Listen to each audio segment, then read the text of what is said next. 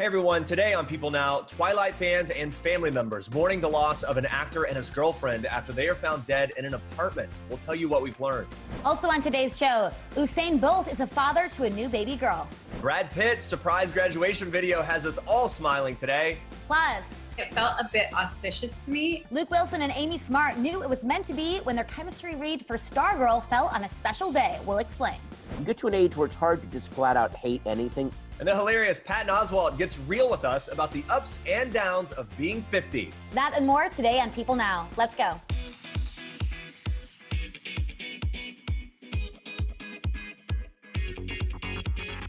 Hey everyone, happy Tuesday. Welcome to People Now. I'm Andrea Boehlke here in Wisconsin. Jeremy, how are things in New York? Things are good. Yep, Jeremy Parsons here in New York. We've got a lot to get to today, a packed show. We begin on a sad note. Here's what you need to know and what's trending today. People confirms that actor Gregory Tyree Boyce and his girlfriend were found dead on May 13th in Las Vegas, Nevada. The Clark County Medical Examiner spokesperson confirmed to People that the cause of death is pending. Boyce was 30 years old and his girlfriend was 27. Boyce is best known for playing Tyler Crawley in the first Twilight movie. His mother, Lisa Wayne, posted a tribute on Facebook where she wrote in part, "I'm sick without you. I'm torn, I'm lost, I'm in pain. I'm broken. I love you, Greggy, my honey." In the post, Wayne remembered meeting her son for the last time on May 11th to celebrate Mother's Day. She also revealed that Boyce was in the process of launching a wings business where he had created flavors named after West Coast rappers like Snoop Dogg and Kendrick Lamar. Heartbreakingly, in celebration of his 30th birthday in December, Boyce shared a post on Instagram where he revealed that he never expected to reach the milestone. He wrote in part, "Over the years, like everyone else, I have made mistakes along the way, but today is one of those days I only reflect on the great ones. What a time to be alive." A GoFundMe page has been set up to cover the cost of his girlfriend's funeral service. In the post, the family asked for their privacy to be respected. Boyce is survived by his 10-year-old daughter, while his girlfriend leaves behind a young son. Speaker of the House Nancy Pelosi does not approve of President Trump's health choices. On Monday, Pelosi appeared on CNN's Anderson Cooper 360, where she spoke about the president's claims that he's been attempting to protect himself against COVID-19 by taking hydroxychloroquine. Here's what she had to say. He's our president, and I would rather he not be taking something that has not been approved by the scientists, especially in his age group and in his, shall we say, weight group, what is morbidly obese, they say. So I think it's not a good idea. In 2019, Trump's annual physical found that he weighed 243 pounds and that he is considered obese on the body mass index scale. Trump claimed he was taking the drug while speaking at the White House on Monday. He raised concerns by personally vouching for the drug and claims that he has had zero symptoms and that he has been taking the pill every day. When asked about the evidence of the drug actually working, Trump said, "Here we go. Are you ready? Here's my evidence. I get a lot of positive calls about it. The only negative I've heard was at the VA, people that aren't big Trump fans." Early research indicates that the drug has poor results in protecting against COVID-19, and a recent Veterans Affairs study found that patients who took the drug died at a higher rate than those who did not. More research is still needed, but those conducting the study recommend not using hydroxychloroquine on COVID-19 patients. The study took into consideration several factors, including body mass index. The president's physician, Sean P. Conley, said in a letter that they concluded the potential benefit from treatment outweighs the relative risks of the drug and that he will continue to monitor studies. Usain Bolt's first baby has crossed the finish line. Congratulations are in order to the Olympian and his longtime girlfriend, Casey Bennett, who welcomed their first child this week. Now, the couple has yet to publicly share the news or announce the name of their daughter. Usain and Casey first announced that they were expecting in January on Instagram, with Casey showing off her baby bump in a stunning red dress on the beach. Really happy for them. The Jamaican Prime Minister announced the news on Twitter Monday, congratulating the first-time parents. Yeah, and Usain and Casey have been dating for nearly 7 years and previously told People in 2017 that they were ready to start a family together. In February, after the baby announcement, Usain told People it doesn't matter to him if his child decides to follow in his footsteps as a professional track star or not. He said, quote, "If they want to be in sports, fine, I don't really care, but I won't push them to do track and field. I think it's going to be hard." Usain also opened up about how nervous he is about being a dad. He told us becoming a father may be a new and difficult hurdle, but revealed he was excited about the challenge. We are sure he's going to be a great dad. Congrats to the new parents. Brad Pitt has some sweet words for Missouri State University's graduating class of 2020. The actor, who grew up in Springfield, where the school's located, honored those grads with a special video message. Let's take a look. Hi, everyone. Brad here from quarantine. with a shout out to the graduating class of Missouri State University. At the beginning of the video, the school's president, who was joined by the school's mascot, Boomer the Bear, said he was proud of all the video messages that faculty and staff sent in as their way of saying congrats. But then he went on to say this: "You think we need one more congratulatory video? I'll get you one more." Cue Brad Pitt. In the video, Pitt tells the grads that he's rooting for them, and he adds, "Our money's on you to make this world a better place, and we wish you all the best in your future endeavors. You did it. You made it. Enjoy. Congrats again, and think big."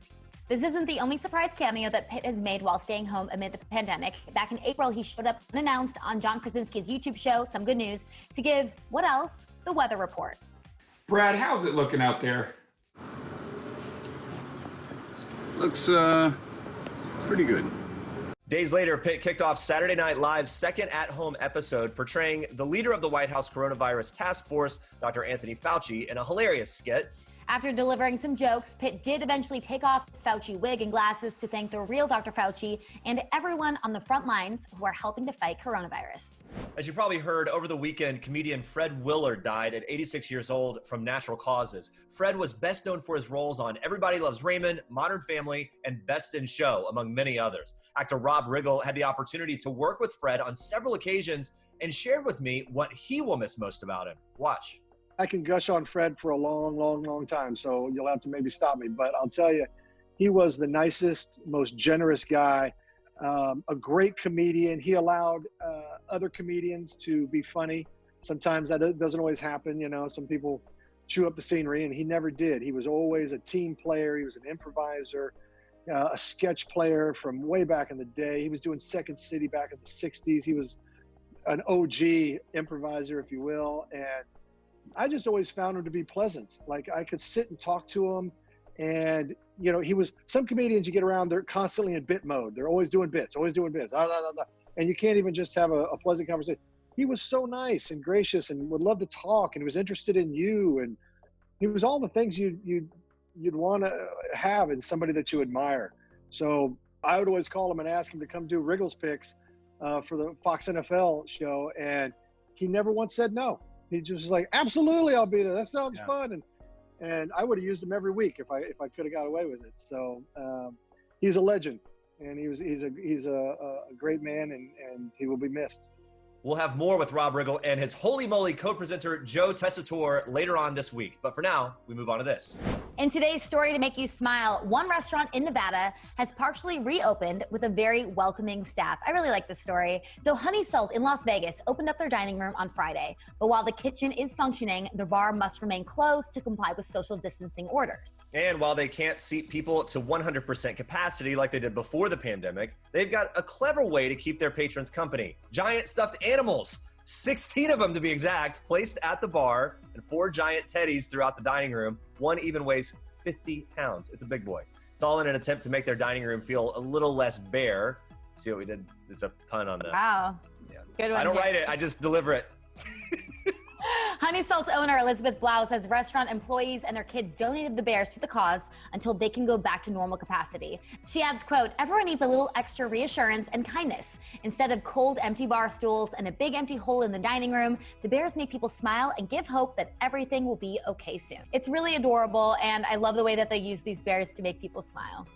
All right, stay with us. Luke Wilson and Amy Smart will stop by. They're telling us more about their upcoming CW series called Stargirl. Plus, we're catching up with Neo, Jennifer Lopez, and Derek Hough about the brand new season of World of Dance. Stick around. There was one big change. I will give 50 this. The one big change for me was all of a sudden, my breakfast cereal became deadly serious. Like overnight. I remember recently my breakfast cereal was fun. The boxes were bright, and there were words like sugar and pow and crisp in the name. And then there was like an animal mascot screaming next to a bowl full of colors insulting to nature. Nothing in the visual spectrum went into my body in my 20s and 30s.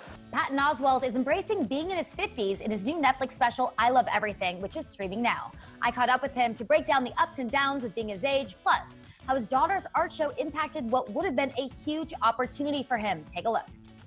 You know, what's weird is I love everything kind of means as you get older, now that I've hit 50, you understand way more about people's motivations, people's past, how they affect them.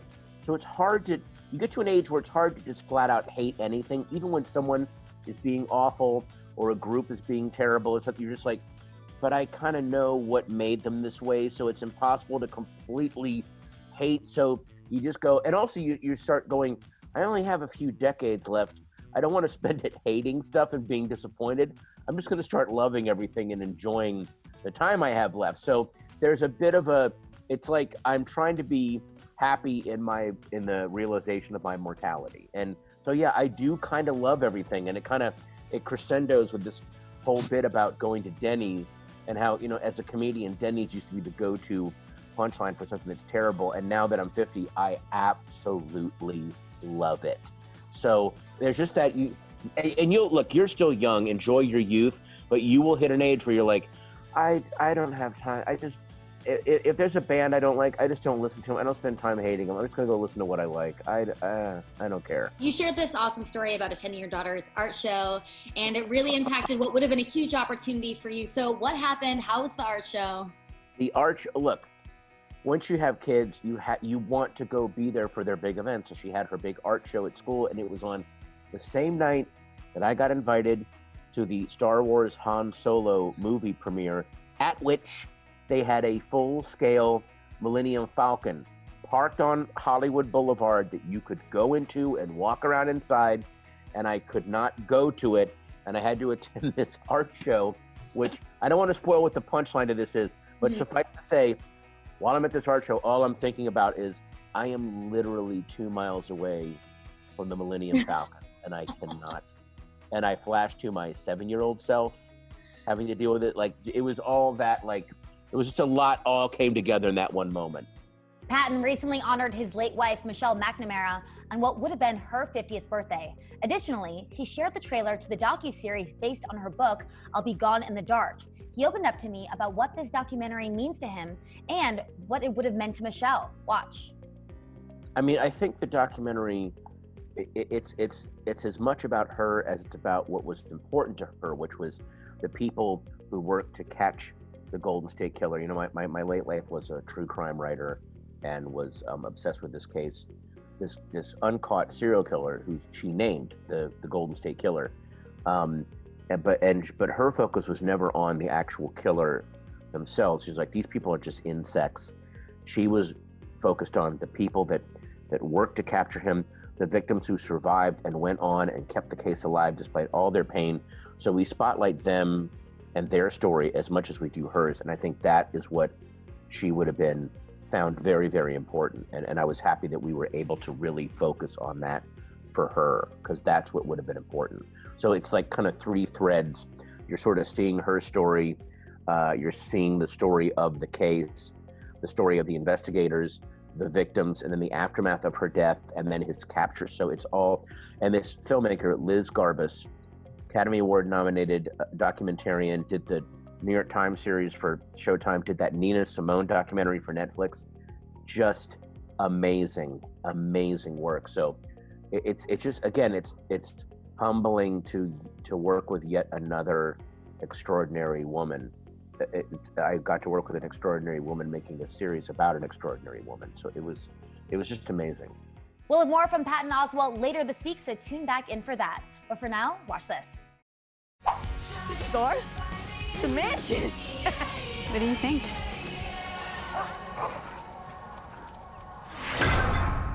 Hey, sorry, that's real delicate. Yeah, thank you.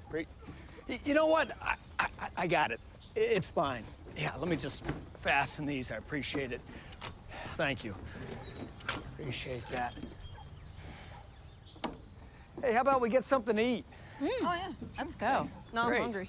All right, guys, DC's Stargirl is the latest comic book to hit TV screens. We're very pumped for this. We're excited. And to tell us more about what we can expect, we're joined by Luke Wilson, who plays Stargirl's stepdad, and Amy Smart, who plays Stargirl's mom. Thank you so much for joining us. It's good to see you both. How is number one thing that's kind of getting you through quarantine and isolation? What's your go-to these days to keep yourself entertained? Amy? Well, I have a 3-year-old, and that makes That'll things do it. always interesting, along with a newer dog that we adopted, and cooking for everyone, which takes up a lot of time, and I don't know.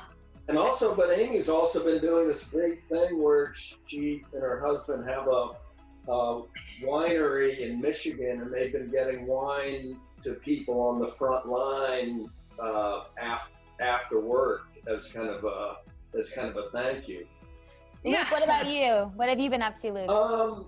I mean, it does make you realize, how important your family and friends are, where it really is kind of like, nourishing to your soul to get to kind of check in with people. And have gotten to take a couple of, socially distanced walks with a few friends, and definitely check in on my mom back in Texas and my brothers. Well, let's talk about DC Stargirl. So, Amy, we hear that you had a chemistry read with Luke on Valentine's Day. You even brought cookies. Tell us about that day. And Good move. It seems like it went really well. I know. Well, I mean, what are the odds that our chemistry read falls on Valentine's Day? It felt a bit auspicious to me, and I wanted to bring everyone cookies, and I thought they're either going to think I'm super cheesy or they're going to like it. And it was fun because Luke and I had I feel like our paths had crossed, but we've never worked together. And I was just excited to possibly play his wife. And so, yes, we had a chemistry read on Valentine's Day, and I got lucky that day. I got the role. Amy and I just had so much fun working together, and she was just so great. And it's just, there were these scenes the scenes had, comedic aspects and then drama. So it was really fun to get to do all of those kind of scenes with Amy. Luke, I heard that your nephews and their friends were pretty blown away when they saw the pilot, which I guess is a good test market run. Like, okay, we're onto something here. How'd that go? Yeah, I mean, it really did catch me by surprise because these guys, they never show any interest in anything that I do. So when I showed them the first episode, just to see them all kind of get silent and stop running around, and then a couple of their friends from next door, these are Owen's sons, and then a couple of their friends from next door, they all gathered around and watched, and then, asking me questions, and then just they sat, and watched the whole first episode and did not move a muscle and loved it, and then immediately wanted to watch the second episode, and they were asking me about Stripe, the robot. So it was really funny to get to see them so into it. So you're a cool uncle now. That's great. Yeah, finally. Well, it seems like you two really get along and have great chemistry on set. What kind of fun things would you do when you weren't filming? Do you have a favorite memory, Amy? I think one of the funniest things for me, Luke, I was thinking about this, is they brought this old car that we were supposed to drive cross country in. And when we went to put the seatbelt on in it, the seatbelt had all this mold on it because it was the old car. And Luke and I were like, we're gonna get mold poisoning. Oh my God, what is going on? And it was this ongoing joke of we're not putting our seatbelts on. They have on them. And they're always very adamant. It's like a weird thing in movies or TV, they'll say the studio, you have to put your seatbelt on, you have to have it on. I'll be like, what does it matter? It's like a TV show, you don't have to have it on. But yeah, this mold covered seatbelt really freaked both of us out. And I was like, look, I'm not gonna put this thing on. I don't want to die on this project. And I also would like to keep working on the project, but then there was a thing where they were like, well, they cleaned the seatbelts. I was like, still not doing it. And then you feel like you're setting a bad example for, Brack and Trey, who are playing our kids, that, here are the two adults, no acting very rebelliously. Don't want to wear a moldy seatbelt. Refusing to wear their seatbelts. And I think we got away with not wearing them, although you shouldn't do that in real life. Right. Don't forget, kids, do wear a seatbelt. Luke, we hear about this robot that you had. You had a lot of fun operating this guy, and there was maybe some inspiration from some Star Wars characters. I don't know. What's the deal with the robot? Yeah, the robot was really cool. It was 17 feet tall. I'll never forget going out to this effects warehouse. It was this really cool company called Zoic. And they made it, and the thing is just unbelievable. Like, every detail is perfect. And, but yeah, it was one of those things where like, after having done a couple of scenes with it, they also had a cockpit made, so you'd film that kind of separately. And they'd say, okay, like, you're having a bus thrown at you. Okay, now you've like shot your fist, at the villain. And it was one of those things where I said to Jeff, I was like, gosh, it really makes you realize like how good the actors are that do this kind of thing well.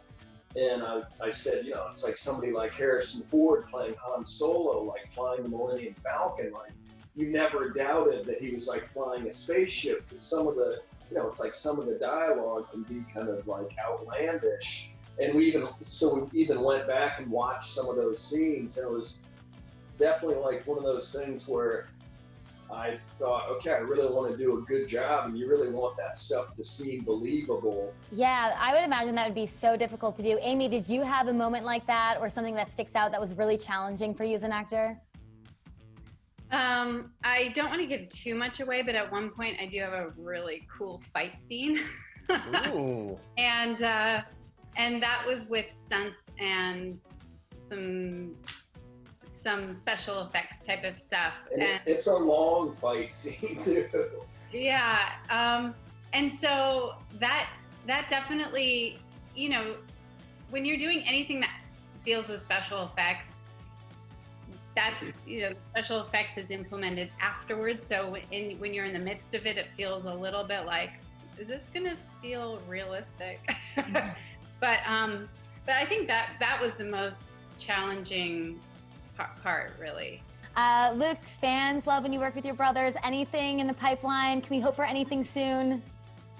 I mean, we're always kind of talking about ideas, and we really should just kind of buckle down and try and write something. But yeah, don't really have anything specific. But yeah, always talking with Owen and Andrea about trying to get something done. But yeah, nothing specific right now. Real quick, Luke, you have a movie coming soon called 12 Mighty Orphans. This looks so good. You play a football coach. I mean, after playing this role, what kind of football coach do you think you would make in real life? I would always kid around when we were making the movie, because I played high school football in Texas, and like, I did have trouble at sometimes remembering plays, so I know that it's probably going to drive a couple of my coaches crazy, that they're like, here's Wilson actually playing a football coach. But yeah, I think I would make a pretty good coach. And yeah, the movie, I think, is going to be great. And before we let you go, Amy, you've got your hands on a little bit of everything. We heard about the wine, doing this, and you're making non-toxic mattresses, because why not? You've got all the extra time in the world.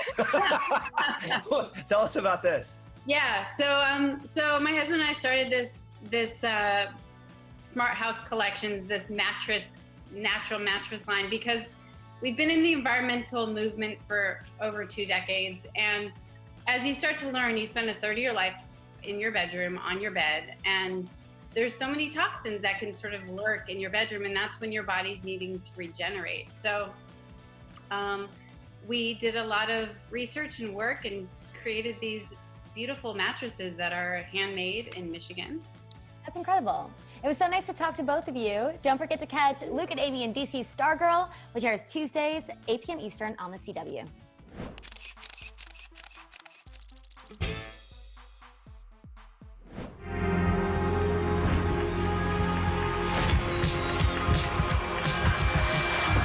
World of Dance returns Tuesday, May 26th for its 4th season, which is bringing along with it some notable changes, including a qualifier twist. Contestants think they are performing one final audition for producers, but actually, the judges are there to watch the whole thing. We are kind of making the contestants earn the big stage this time out. Normally in the last seasons, we didn't get to kind of sitting on the audition process. You know, we would see them once they hit the stage, get a little tidbit of who they are, and then on to the next. This time we actually get to step in on the actual auditions, see who these people are up close and personal. Mind you, in the beginning, in the qualifiers, there's no audience, there's no big stage, we're in a warehouse, it's stripped down, it's us, It's just them coming in for an audition. Yeah. Them coming in for like, they think is a normal audition, and they walk in to a warehouse and we're there. It makes it just feel more intimate, and there's more connection there. You know, everything's stripped back. They can't hide behind the lights or the audience. It's just costumes, the dancing. You know. Yeah. After 4 seasons, the judging panel has spent a lot of time together. They opened up exclusively to us about what they admire most about each other. What I admire about Derek is his passion for dance. I don't think there's a person that speaks more passionately about dance. It's like just talking about it, he's got to move, and he's got to he can't just speak it. Like it has to come out of his body. With JLo, it's her heart. Like when something touches Jay, it's like it's an energy that kind of like surges through the room. Like everybody feels like, oh my God, she's crying. Can you feel that? She's crying. It's weird. She's what I think you said it. You're like an exposed nerve, a raw nerve. Yeah. Like she feels everything, and in that she feels it so passionately, you feel it too. I mean, I'm sitting right next to her. I'm like, ooh, all right, yeah, I caught that. Yeah, it radiates. Just radiates. My thing actually isn't necessarily dance related. It was actually even just like yesterday we were filming, and we're in this big space, things are happening, but it's her what's it called when something's a priority. One of her priorities, she was saying goodnight to her kids, on her phone, FaceTiming them, and it was like, I have to say goodnight to my kids before we can come. And I love that. I think that's beautiful, and I think that for someone who's as busy as she is and doing so many things, that she always takes time for her family and her kids, and I admire that about her. I really do. Yeah, the world stops. And Neo, he's cool. I like the way he dresses. I'm a snazzy dresser. I do that. I really do, actually, though. I always show up. I'm like, I cannot ever compete with what you are wearing. You look too damn good. Both of them are snazzy dressers, by the way. I wear clothes well. I love both of them. I think first of all, they're just great human beings. What I admire about them is their kind of want to always grow and to always learn, and I feel that from them. Like they will ask me questions about things, and not that I think I'm an authority on anything, but they're always growing. Like Neil come in my room and like, listen to this, do this, what do you think of this, what do you think of that? And I'm like, I love that, because we're alike that way. We're all alike in that we want to be the best we can be, and I love the great people that they are, and that's why I've loved working with them the past 4 years. I love how talented they are. I admire their talent. I admire what they do with their lives in their own way, in their own specific way, not following anybody else's path, just being Neo and being Derek, just doing what they love in the best way that they can by being the best people that they can. This is a nice little. It's the truth. Right, let's bring it in. It's the truth. It's a I'm love gonna hug you without messing your hair up. Don't mess up my hair. I know, right? I air hugged it. Neo and JLo are both raising little stars of their own, and they revealed which of their kids they think would make it on World of Dance. Take a look. You know what? Honestly, all of my kids got it. I will not They lie. love And to I'm not dance? saying that just because they're my kids. Like they really they got it. it. They got it. Oh, They got yeah. the thing. They are hams completely. Like, you remember earlier when you were saying like no one had to force you to get up and Right, sing that as a was me, kid? yeah. Those are my children. Everything is a song. Everything has a dance move to it. That's just what they do. And I thought like as a parent I was gonna have to like push them towards it, because I definitely wanted it to be part of their lives. No, they picked it up on their own. Yeah. To the point where it's like, shut up, okay, I get it. You sing. For me, who's most likely to be on the World of Dance stage? They both love to dance, but they don't dance. Does that make sense? Like they like it, like they love to watch it, whatever. It's like joyous movements. Emmy's all into the TikTok right now, so she's like dancing more. And Max is he's all about the electronics. He'll watch. I remember when we watched, I think it was the second or third season, I said to you, I was like, Max is like, I'm gonna be on that. I'm gonna practice and be on the stage. I was like, baby, these kids be practicing all the time. Like that would mean no, whatever it is that you're playing right now. Right. No and he's like, Fortnite, No, on second thought, none of it. Bethany C. Myers is the founder of the Become Project. It's an app and website where they share body-neutral workouts designed to make you feel good from the inside out. With more people focusing on their minds and bodies while in isolation, Bethany has the perfect warm-up for you to do before starting any workout. She showed me it, and afterwards, I gotta say, I feel pretty good. I love a yoga-style workout. Take a look at this. Okay, come on down to the floor. So at the Become Project, we have these 25-minute routines, and every single routine starts with a warm-up. The warm-ups are my favorite. I think they're clients' favorites because it's really a time to like shake out the gunk, start to feel, like get into your body and to feel. So I want to teach you a warm-up today that I think will kind of be fun to move a little bit with. Yeah? I'm ready. Okay. I will tell you, when I made up this warm-up, I was in the worst mood, and my thought was, like, literally, I just said, shake out the gunk. That was my thought the whole time. I was like, how do I shake out the gunk? So we're gonna start kneeling down on all fours. Everything's stacked up. Good. Now this part may be just a little bit hard to see, but you're gonna catch it. So what I want you to do is shake your head and shake your hips to the right, and then shake it over to the left, and then shake it back to the right. Good. Now, when you go back to the left, you're gonna carry your right arm all the way around, so come up in a circle and then drop your hands. Yep. So let me show you from the front really quick. You're gonna go right, left, right, then you go left and you bring your arm around. Okay, wanna try it? So we go to the right on 1, go to the left on 2, to the right on 3, circle all the way around on 4, arm drops down on 5. You got it, yes. Okay, now reach your arms out on 6, think like a child's pose. Then curl your toes under, lift up, downward dog on 7, 8. Now we're gonna repeat the shake. So I want you to bend your right knee on 1, bend your left knee on 2, bend your right knee on 3, bend your left knee on 4. Good, now straighten your left leg, kick your right leg up on 5, any amount, bend the knee on 6. Yep, you're good. Now come forward to a plank on 7, and then kneel back down on 8. Ooh. Yep, and now we're gonna do the other side, so let's try it again, ready? So this time you start with the left, so shake your head and hips to the left on 1, to the right on 2, to the left on 3. Now go to the right, bring your left arm with you, circle it around, left arm up, yep, down on 5. Oh, I got it. Arms up. The arms up. Arms out 6, downward dog on 7 and 8. Good, bend your left knee on 1, right knee on 2, left knee on 3, right leg on 4, left leg up on 5, bend the knee on 6. Now come forward on 7, lower down on 8. Ooh. Yeah, totally. Try it with a little bit of a flow. Good. Okay. So all stepped up. Right, left, right, circle around, arms down, arms out, forward, downward dog.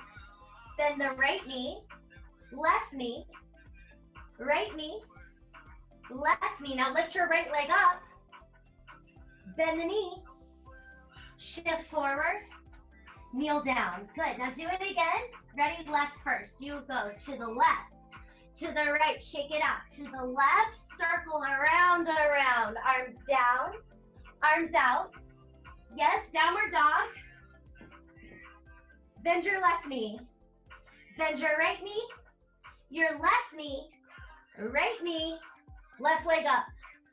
Bend it, turn it open, shift forward, kneel down, and shake it out. Woo! There you go.